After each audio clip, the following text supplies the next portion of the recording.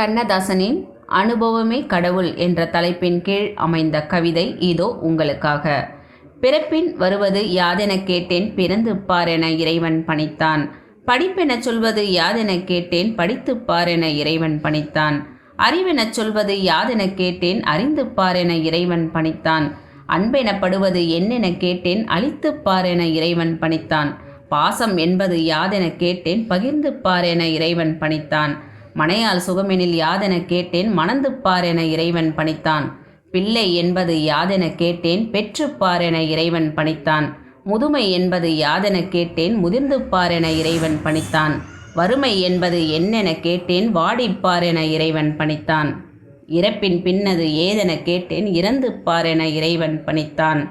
அனுபவித்தேதான் அறிவது வாழ்க்கையெனில் ஆண்டவனே நீ ஏன் எனக் கேட்டேன். ஆண்டவன் சற்றே அருகு நெருங்கி அனுபவம் என்பதே நான் தான் என்றான்.